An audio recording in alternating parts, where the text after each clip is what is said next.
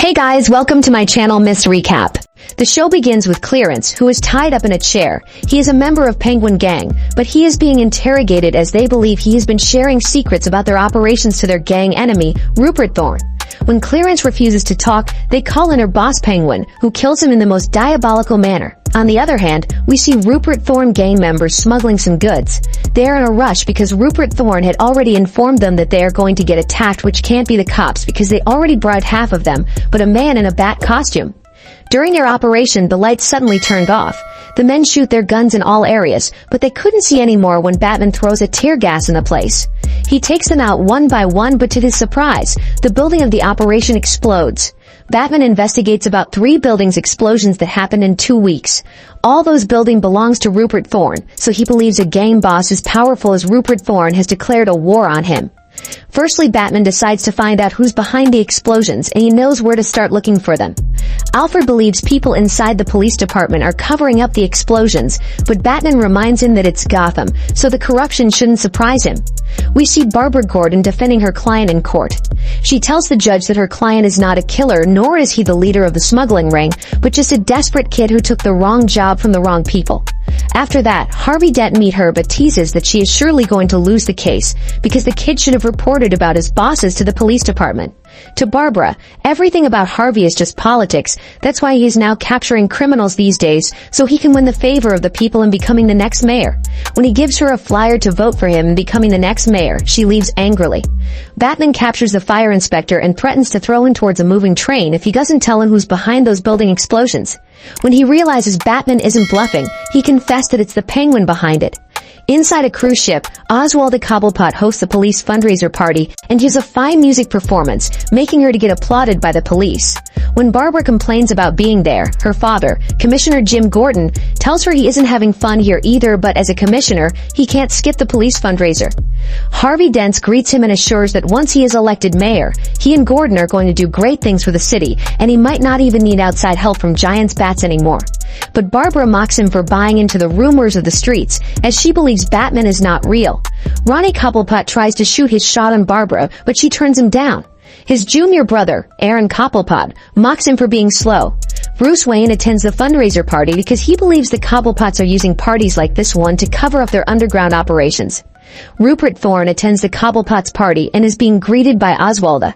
He reveals that he knows she's the one responsible for the explosions on his buildings, and he got the tip from one of her kids. Bruce sneaks around the ship to investigate the illegal operations of the Cobblepots, but just as he sees them coming, he dives inside the ocean. Oswalda interrogates her sons on who sold her out to Rupert Thorne. The both sons claim they weren't the one, that upon noticing how Aaron was shivering, Oswalda believes he is the one who did it. Anyone that betrays her does not go unpunished, even if it's her own son, so she tells one of her men to place him inside the box and throw him inside the ocean. Ronnie immediately gives Rupert Thorne a call and asked for his help. He was actually the one who sold his mother out, and she is going to figure out soon, but Rupert Thorne denies his request to accept Ronnie into his organization, because someone who even betrayed his own mother cannot be trusted. Oswalda finds out it was Ronnie who actually did it, and she killed the wrong son. She tells her men to find Ronnie to finish him off. With no other choice, Ronnie hurries to meet Barbara Gordon at her office, and tells her his mom is going to kill him, so he needs her help. He confesses that his mom, Oswalda, is not what she seems like. She runs a mob and is a very scary person. He chose to come to her because her dad is the only cop in Gotham he knows for sure but isn't corrupt. Just as Barbara drives Ronnie to see her father, Jim Gordon, some men sent to kill Ronnie chases after them with a car. They get trapped, and just as the men were about to finish them, Batman shows up with his Batmobile and hits the men. Jim Gordon tells Ronnie to be calm, that they will protect him, but Ronnie tells him that nowhere is safe from his mom. She got half of the cops on payroll. One of the cops, named Flass, eavesdropping on them, informs Oswalda that her son is at the police station and is spilling all the secrets. Oswalda, hearing this, decided to blow up the whole station. Ronnie tells the Gordons that his mom bought a customized military long-range cannon, and with that weapon, she can hit any place in the city she wants. After hearing this, Jim Gordon and Barbara begins to evacuate everyone out of the police building. Batman uses a submarine to sneak inside Oswalda's ship, and just as she's about to launch the weapon, Batman stops her. He easily defeated all her men, but unfortunately, he couldn't stop her from launching the cannon. The bomb goes directly to the police station and explodes it, but no one got hurt as the Gordons already got everyone out of the building safely. Barbara tells Jim that Batman is actually real. He saved her from Oswald the Men.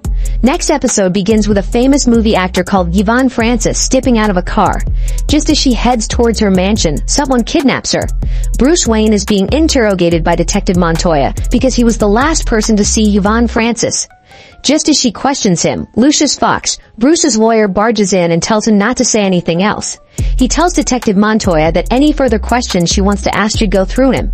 Detective Montoya tells Jim Gordon that she honestly doesn't see Bruce Wayne as a suspect.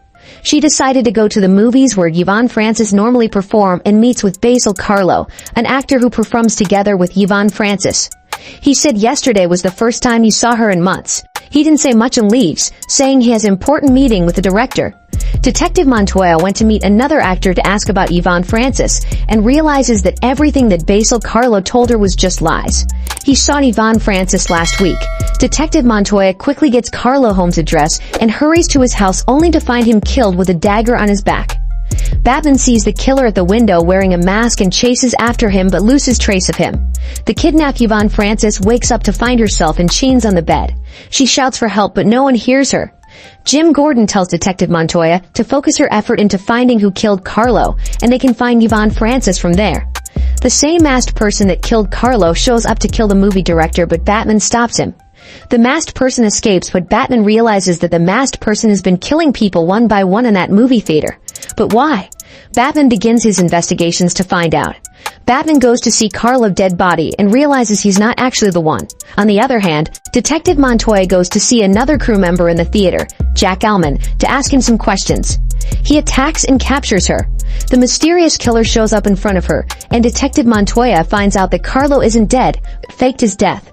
He explains everything to Detective Montoya on how he was a very talented movie actor, but Yvonne Francis, an actress he has a crush on, admired his talent, but refuses to date him because of his ugly face. That was when he came across a con man and lunatic, Jack Hillman, who worked as a makeup artist for the studios. Jack had developed a miracle serum through which he could become anyone he wanted. He could change his face and body like a clay model. He went to meet Yvonne Francis with his new face, but she still rejected him, making him to kidnap her. We also find out that after Jack handed him this life-changing formula, Carlo used the serum on Jack and made Jack look like him. He killed Jack, who now looked like Carlo, so that the world would think that Carlo was dead while the real Carlo, Piclayman, could start anew with a new face and new identity. Carlo tries to kill Yvonne Francis in front of the tied-up detective, but Batman shows up and saves the day. Two police called Arnold Flass and Harvey Bullock arrived at the scene and arrested Carlo, who was already beaten down by Batman. The next episode begins with Selina Kyle, who was being woken up by her caretaker called Greta.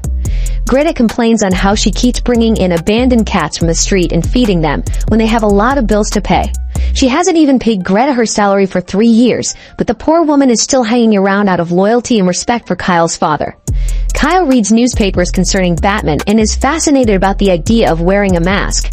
She decided to sew a cat costume bearing the name Catwoman. Every night she goes to different stores to steal treasures, but tonight isn't her lucky night as she is being chased by the police. Batman catches her and leads her tied for the cops to capture her.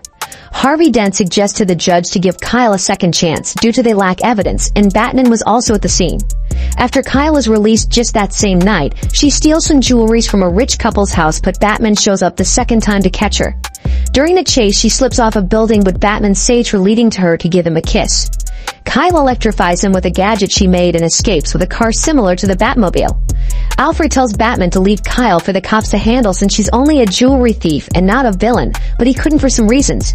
To make sure Kyle doesn't escape punishment from the court again, he meets a photographer called O'Brien and hires him. He takes evidence of Catwoman during her next heist according to Batman instructions. Corrupt cops Flass and Bullock arrived at the scene and tried to shoot Kyle, but Batman intervened and stopped them from murdering her. He beat the cops black and blue, which the photographer takes pictures of as well and later released the photos in the newspaper, therefore making Batman a crime-fighting vigilant in the eyes of the law. Kyle in prison calls Greta to sell her dad's expensive properties to bail her out since the cops already have evidence of her crime, but Greta appears to have already sold them, but she is not using the money to bail her out, but to use it to sort the 3 years of salary Kyle refuses to pay her. Those photos of Batman beating the corrupt cops is everywhere. The mayor announces to organize a task force to take down Batman, seeing him as a criminal for attacking the police. He tells Commissioner to lead the forces and warns him not to screw up or he will lose his job. Gordon handed the responsibility to Detective Montoya, who reveals to have a plan on how to catch Batman. She fakes numerous robberies so Batman can show up and help, but he didn't really fall for that. That was when Flass and Bullock decided to go a bit overboard and released a psycho prisoner named Firebug from prison so as to set a trap for Batman. Unfortunately, their plan backfired, and Firebug ended up burning a building in the East neighborhood. Batman shows up the building to rescue the resident, and Gordon with Montoya also came there. Flass and Bullock cornered Firebug in the building and shot him dead so that the prisoner wouldn't reveal their connections in his testimony. Gordon catches Batman in the building, but he couldn't shoot at him after seeing him rescuing 2 kids. He tells Gordon there is one more kid to save, which Gordon does, and Batman goes away after taking them out of the building. Even though Gordon knows it was Flass and Bullock responsible for all these, he couldn't take action against them as Mayor Jessup orders him to put them in charge of the task force as a reward for taking out Firebug. Next episode begins with 2 cops as they drive their car and discuss their daily lives, but they are confronted by a ghost-like creature on a horse. The ghost shoots their car, leading to them to get into a very serious accident. Bruce hears about the ghost robbing places, but he wonders what a ghost could be stealing money for. Harvey Dent is angry as he sees bad reviews about him in the newspaper, which is now reducing his chances on becoming a mayor. Rupert Thorne meets him and offers him to work with him, and he will ensure he gets elected as the mayor. Harvey boards a train, and just as he promises the people there that the train tickets will be cheaper, the ghost on a horse shows up at the train. He introduced himself as the gentleman ghost and threatens everyone in the train to hand over all their jewelries and wallets to him. Harvey tries to give the ghost a huge sum of money to leave the people alone, but he clears out that he prefers stealing from the poor. Batman chases the ghost, but he disappeared before his eyes. He makes researches about the ghost and finds out 3 things. Firstly, the ghost only targets the underprivileged. Secondly, for his appearance, the ghost is obsessed with the 18th century. And lastly, he saw a coat of arms on the ghost cloth and goes to the library to make research about it. The library keeper explains to him that it's the Cradock coat of arms. The Cradocks were one of the Gotham founding families, but the name was struck from the official histories because of James Cradock's action during the Revolution. James Gentleman Jim Cradock was a wealthy aristocrat and staunch loyalist, but he was also a gambler who squandered much of his family fortune and nearly lost their estate at the Heritage Hills. Since he was born of nobility, Cradock believed wealth was his right, and he blamed democracy for his misfortune. When he got broke, he became the opposite of Robin Hood as he began to steal money from only the poor. When they finally caught him, he was hanged at the Old Town Gallows. After the library keeper finished the story, Batman decides to hurry to the Heritage Hills because James Cradock's descendant, Russell Cradock, is selling the Heritage Hill to one of his friends. He shows up to fight the ghost, but he was no match. The ghost decided to spare him because he fights like a well-bred man, but warns him never to cross his path again. Batman doesn't know how to catch a ghost, so he went to meet someone who does, called Linton Midnight, to ask for his help. Midnight handed him a book of occult magic and asked him to perform a ritual to get rid of the ghost. But first, he must get 2 things. One is the original deed of Heritage Hill, and the second is the blood of a nobleman. He explains to Batman that once he burns Heritage Hill's deed, James Cradock's claim in Gotham City would be lost forever, and his ghost would lose its power. Before Batman leaves, he also handed him a kind of tiny magical test tube to capture Cradock's ghost. After Batman had taken the original deed of Heritage Hill from the museum and begins to search for a nobleman, Alfred reveals to him that he came from a lineage of the Duke of Devonshire. He takes Alfred to the graveyard and had him pour his blood on the original deed of Heritage Hill. Just as Batman tries to burn it, the ghost shows up and attacks him. During the fight, Alfred burns the hills with his lighter, which turns the ghost into a black cloud, but it possesses Alfred's body. With full control of Alfred's body, the ghost attacks him, but Batman is able to fire a flame and burn the last remaining bit of the deed to get rid of the ghost. Just as the ghost goes out of Alfred's body, Batman quickly uses the tube to trap it. He does his part of his deal by handing the tube to Midnight. Batman asks what he intends to do with the ghost, but he replies it's best he doesn't know. Harvey Dent's campaign manager told Harvey that his polls had gone down, and all prominent donors had pulled out of his campaign after the gentleman ghost refused to take money from him during a train robbery. With no other choice, Harvey decides to give Rupert Thorne a call. Gordon argues with Barbara, who helped a criminal win a case. As they step out of the department, a man tries to assassinate Gordon, but a police officer stops him. Batman tells Barbara that after he investigated some thugs, he finds out that someone from the Blackgate prison put a price on Gordon's head. Whoever kills him gets the pay. Batman goes to the Blackgate prison and discover it was a prisoner called Muller who placed a price on Gordon's head, and due to this, skilled assassins are coming to Gotham to get the job done. Barbara and Montoya takes Gordon to a safe house, a place nobody will find him, but they get attacked by some men on the road disguised as police officers. They manage to get rid of the men, and it turns out the safe house isn't safe anymore. They decided to hide the model home, and Gordon can't call for backup as he doesn't know who to trust. But more men shows up at the place. Batman arrives and takes out the men and their leader. He tells Gordon that he is not the target but Barbara is. One of the cops tries to kill Barbara but Jim Gordon saves her. Barbara goes to see Mulder in prison to know why he placed a bounty on her. He explains that it's because she had failed to defend him in court, which was the reason he was put in prison. The movie ends here. Thanks for watching. Make sure you subscribe and turn on notification so you can watch more videos like this.